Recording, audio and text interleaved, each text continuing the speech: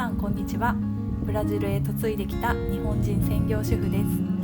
今回はブラジル版のアフタヌーンティーカフェコロニアルをご紹介します。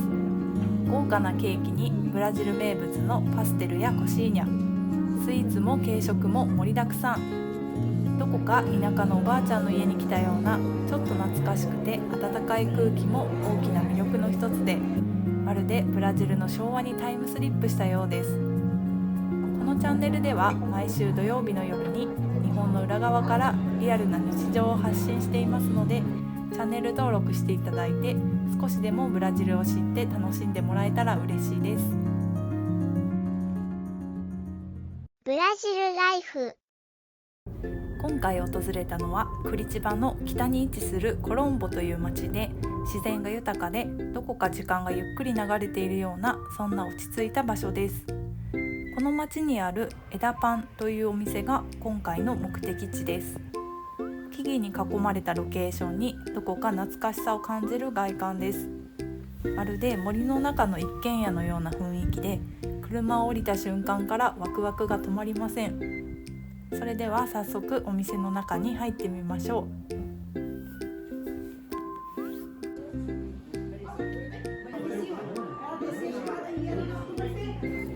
このお店は平日はランチのみの営業で、土日祝日限定で夕方の4時から夜の7時までカフェコロニアルをしています。とっても人気のあるお店なんで、事前に予約するのがおすすめです。窓からの眺めが素敵な角のテーブルへ案内してもらいました。こ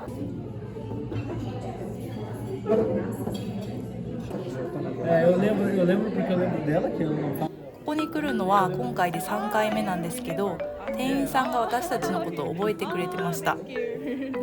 I really like here, and it's our third time.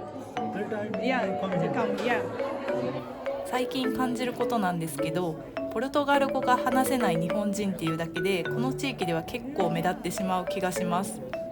外国人観光客はサンパウロとか、あとリオデジャネイロとかには多いと思うんですけど、私の住むクリチバではあんまり見かけません。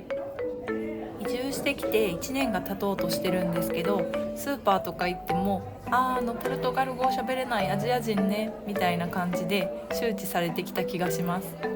あんまりいい覚えられ方ではないですけど、それでも自分のことを覚えてもらってるのは嬉しいです。お店の中には昔からの家具などが置いてあって、田舎のおばあちゃんの家に来たようなとっても落ち着いた気分になります。料理もドリンクもすべてビュッフェ形式なので、早速取りに行きたいと思います。とっても美味しそうなスイーツに目がくらんで手を伸ばしたくなるんですけど、先に料理から食べていきたいと思います。通常のアフタヌーンティーだとスイーツがメインで、料理の方は軽いサンドイッチとかが多いと思うんですけど、カフェコロニアルは軽食がもはや軽食じゃないぐらいがっつりしています。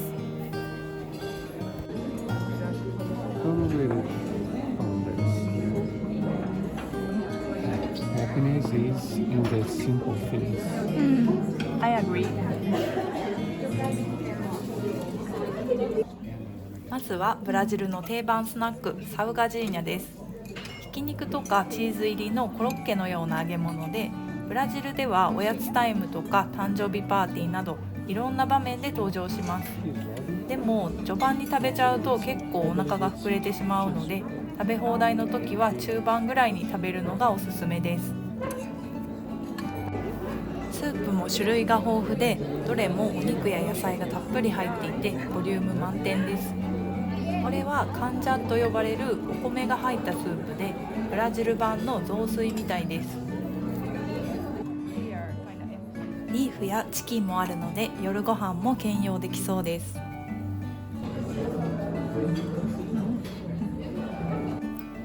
ドリンクは自家製のフルーツジュースが一般的で、砂糖が入ってないのでとっても健康的です。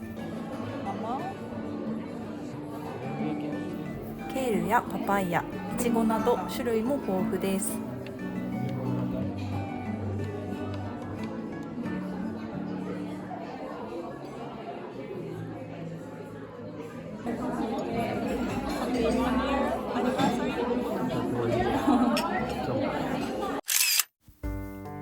なみに今ブラジルでも AI を使って写真をジブリ風に加工するのが大流行しています。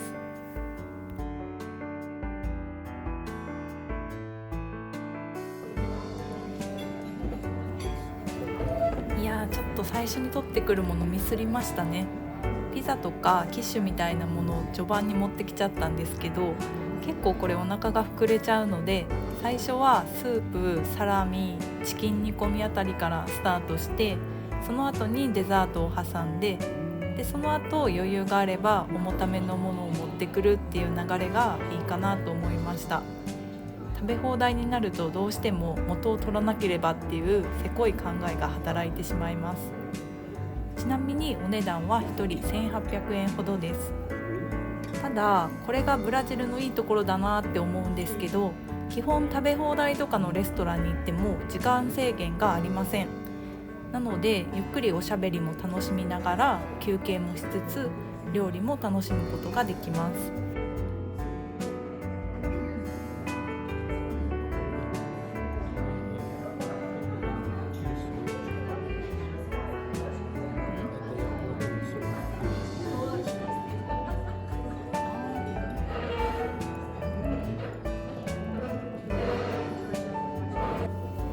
これは旦那さんの大好物で、ブラジルの定番スナックの一つパステルっていう名前で、薄いパイ生地みたいなものの中にひき肉が入っています。実はこのパステル、日本の春巻きが起源とも言われてて、100年ぐらい前にブラジルに移住してきた日本人によって考案されたものとも言われてます。そう思うとやっぱりブラジルってヨーロッパとかアジアとかいろんな国の影響を受けてて面白い国だなと思います。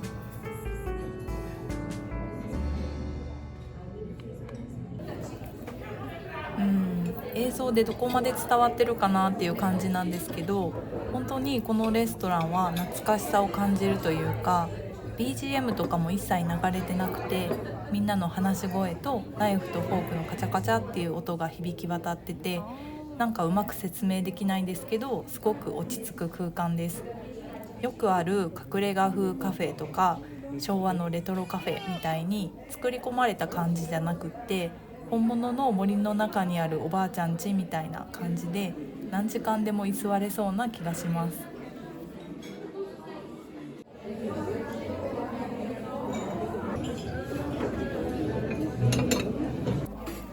さて、お料理を一通り楽しんだところでお待ちかねのスイーツタイムです。いや、もう種類が多すぎてほんと悩みます。全部試したいんですが、胃袋が崩壊してしまうので厳選して盛り付けていきたいと思います。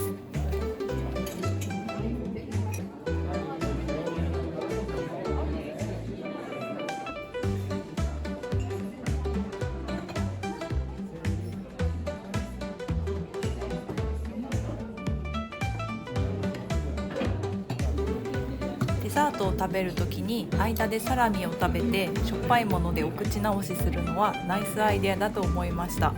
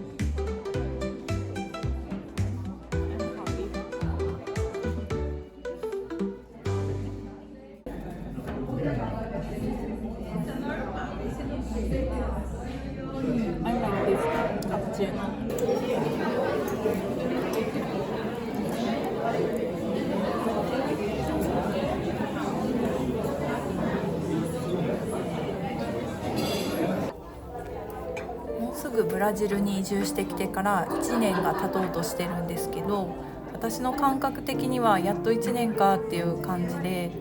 多分家にいる時間が長すぎて時間がとってもゆっくり流れてる気がします。ブラジルに来てからいろんな意味で忙しくなくなった気がしていて、もちろん今は仕事もしてないんで物理的な時間の余裕っていうのもあるんですけど、頭の中で考える項目が圧倒的に減ったなって気がします。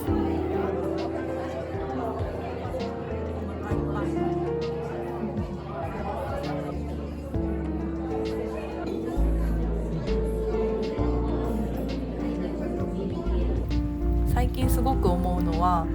日本って情報量がすごい多い国だなって感じてて、観光地にしても私は京都に住んでたんですけど、地元民の私でもまだ行ったことのない京都の観光地って多分100個以上あって、日本全国でいうときっと一生かかっても回りきれないぐらい観光スポットってあると思うんですけど、これは多分ブラジルだけに限らず海外あるあるだと思うんですけど、観光スポットっていうものが圧倒的に少ないなっていう感じがします。たとえ観光スポットがあったとしても、本当にただの自然が綺麗なスポットっていう感じで、そこで何か商売がされてるとか、お土産とかインスタ映えスポットが作られているとか、そういう感じではないですね。そう思うと日本の観光ビジネスって半端ないなって思います。で、自分たちもそれに乗せられて、週末はあそこ行こうかとか、今度旅行はここに行ってあそこで写真撮って料理とかを食べてみたいな選択肢がとにかくいっぱいすぎるなっていう感じがします。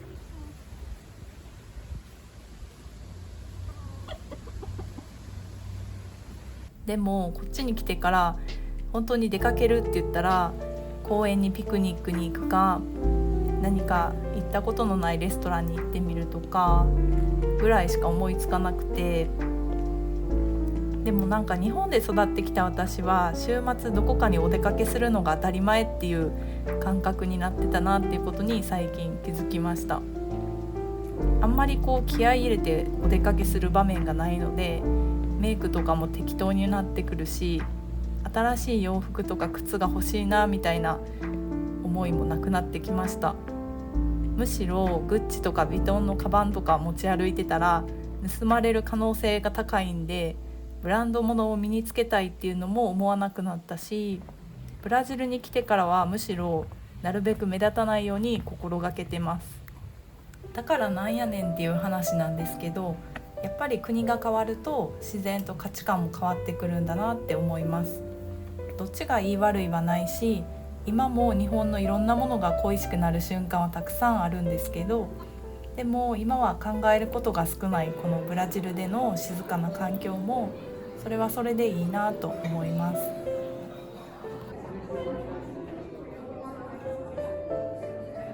ブラジルライフ。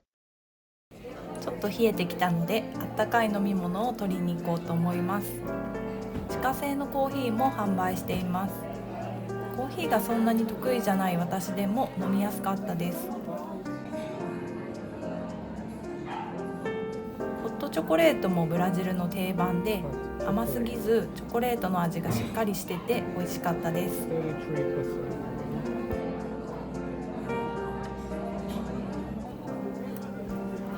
だんだん暗くなってひんやりしてきました。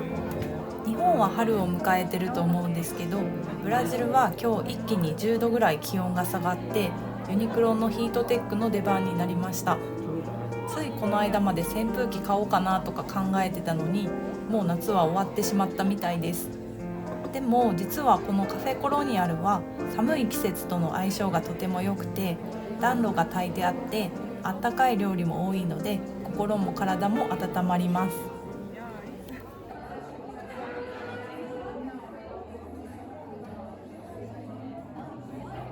もう結構胃袋が限界に近づいてきています。本日の MVP はこのチョコレートタルトでした。程よい甘さでふわふわのムース部分とサクサクのタルト生地が絶妙でした。ボウルで持って帰りたかったです。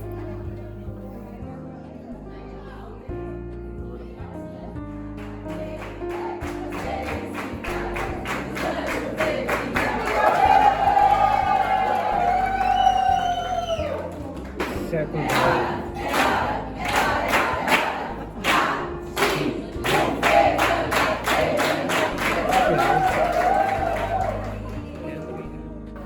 か今このビデオを編集してたらまたこのお店に行きたくなってきました。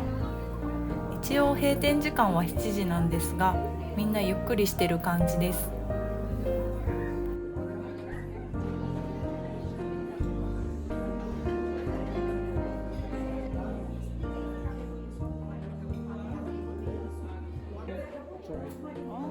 どうやらワインの試飲ができるみたいです。お土産も豊富で、ビュッフェに並んでいたクッキーやジャム、自家製のチーズやハムもありました。お土産用のジャムを一生懸命撮影してたら、なんと店員さんが一つプレゼントするよと言ってくれて、お持ち帰り用にいただきました。They will give us as a gift one of these. Oh, really? ぶどうといちごの自家製ジャムで、後日早速トーストに塗っていただきました。自然な甘さでとっても美味しかったです。まさかのサプライズで、最初から最後まで心温まるお出迎えに感動しました。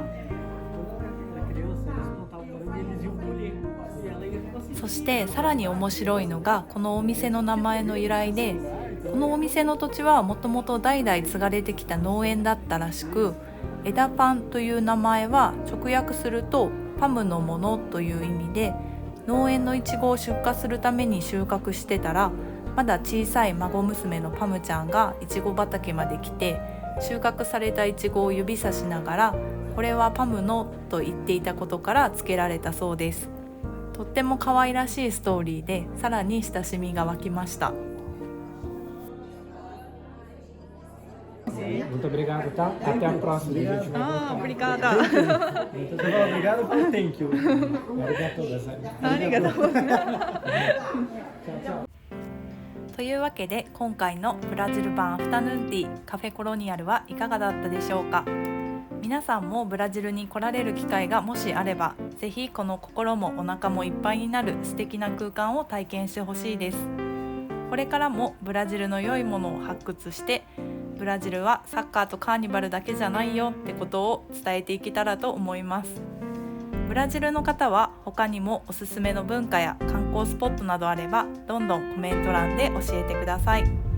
これからも週に1回ブラジルに嫁いだ日本人の感じた日常を配信していきますので、チャンネル登録して地球の裏側の生活を楽しんでください。それでは次回の動画でまたお会いしましょう。